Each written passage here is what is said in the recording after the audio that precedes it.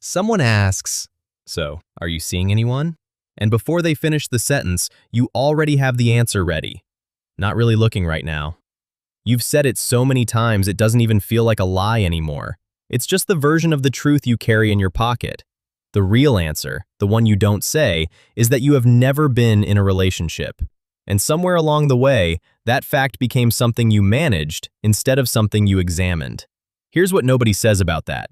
It takes a specific kind of quiet strength to carry something like that, year after year, without anyone knowing the full weight of it. Not weakness, not brokenness, a very human response to a gap that nobody helped you close. This video is for that gap. Not the kind where someone tells you to love yourself first, not the kind where you get a list of conversation openers, the kind where we go into your nervous system, your attachment history, and your behavioral architecture, and figure out what's actually happening. And then we give you a strategy, a real one. Because here's what every other piece of dating advice misses about you specifically. It assumes you have a track record to build on. You don't. And that changes the entire approach. Stay through the fourth step, because it's the one that happens at the exact moment everything finally works. And it's the one that ends it. First, why you're here. Not as a judgment, as data. John Bowlby spent decades establishing that attachment isn't a preference, it's a survival mechanism. Your nervous system treats social bonding the same way it treats food and shelter.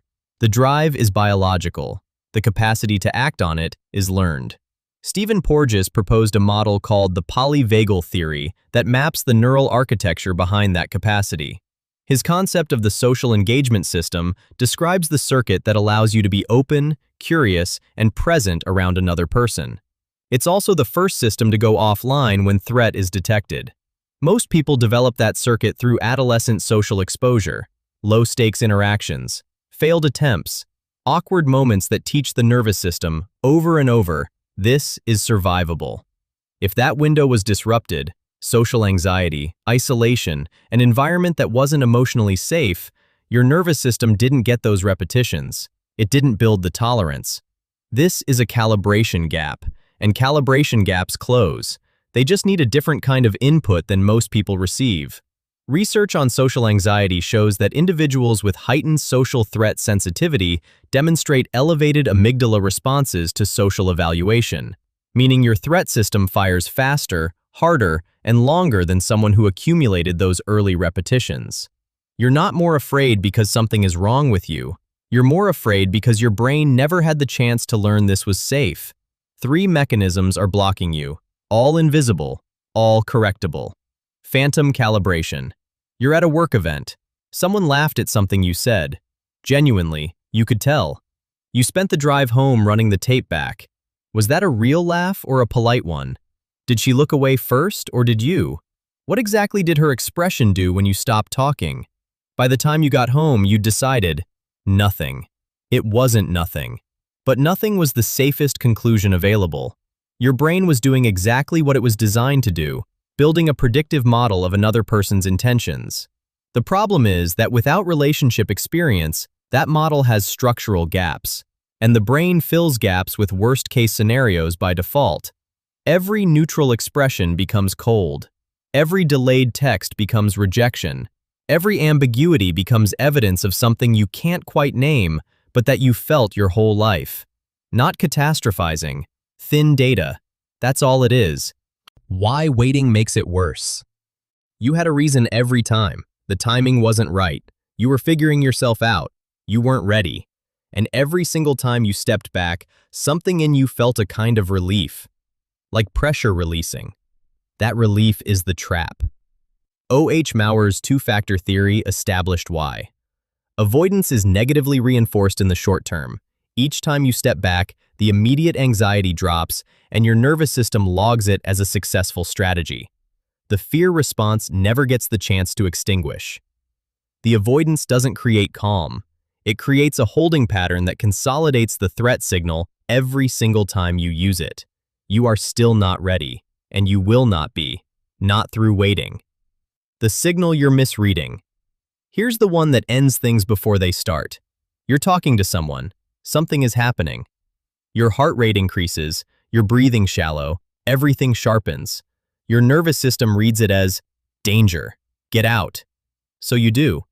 What you felt was attraction. Your brain labeled it anxiety. Lisa Feldman Barrett's research on constructed emotion shows that feelings aren't automatic readouts. They're built by your brain from interoceptive signals, interpreted through the context of your history. If your history contains no reference point for romantic proximity, your brain has only one available category for that physiological state: threat. The most dangerous moment in your dating life isn't rejection. It's when it actually works and you don't recognize what you're feeling. 4 steps, in order. The sequence matters. Not dating first. Your first move is not to find someone. Your first move is to rebuild your baseline. Robert Zion's mere exposure research established that familiarity creates preference. Repeated contact with neutral stimuli generates positive association, not through effort, but through accumulation. Applied here, increase the volume of low-stakes social contact. Not romantic, not high pressure. Classes, groups, recurring environments where the same people appear repeatedly. The goal is not to find a partner. The goal is to give your nervous system enough social repetitions that proximity to new people stops triggering the threat response. You are building tolerance, not finding love. That distinction is everything. Name it before your brain does. When the heart rate increases, when the breathing shallows, you are going to name it before your brain does. Out loud if you need to. This is excitement. This is what engagement feels like. Matthew Lieberman's research at UCLA found that affect labeling, putting a name to a physiological state, reduces amygdala activation and increases prefrontal regulation. You are not repeating an affirmation. You are interrupting a misclassification before it drives behavior. Name the feeling first. Your nervous system follows language. Process goals only. Do not walk into any social situation with an outcome goal. Your nervous system cannot perform under outcome pressure when baseline tolerance is still being built. You're not walking into a room to find someone, you're walking in with one goal. Finish the conversation instead of exiting it. That's it. That's the whole target. Not, did they like me? Not, did something happen? Just, did you stay? Because the nervous system doesn't learn from outcomes, it learns from repetitions. Locke and Latham's goal-setting research is clear. Find someone is not a process goal. Finish the conversation instead of exiting it is. Choose security, not excitement. This is the step most people with limited experience get catastrophically wrong. When you finally connect with someone, your threat-sensitized nervous system will misread anxious attachment as chemistry. The hot and cold. The person who keeps you slightly off balance. The relationship that never quite resolves. It feels electric. It activates your stress response. Urgency, hypervigilance, obsessive focus.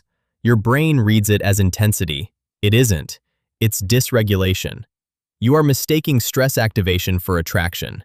Hazan and Shaver's foundational research found that securely attached individuals, those in consistent, warm, reliably available relationships, reported longer, more trusting partnerships than their anxious or avoidant counterparts. Simpson's longitudinal research confirmed it. Secure attachment predicts greater commitment, interdependence, and relationship quality over time. Secure doesn't feel like fireworks at the start. It feels like relief, like the exhale you've been holding for years, like someone who shows up the same way twice in a row and then again, like a conversation you don't have to decode afterward. For someone with your history, relief is the most honest signal you have. Learn to trust it. You've been carrying this quietly for a long time, and the carrying made sense. When you don't have the framework to explain something, you manage it. You minimize it.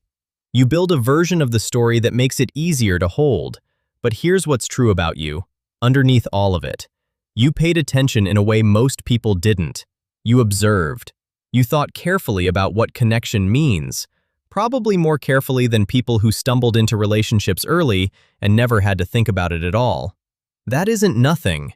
That's actually a significant head start once the nervous system catches up. The people who come to this late and build something real don't get there by luck.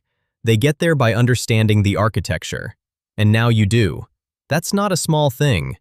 Which of the three barriers was yours? Phantom calibration, the avoidance loop, or the misread signal? Drop it in the comments. Be specific. The most useful answers aren't all three.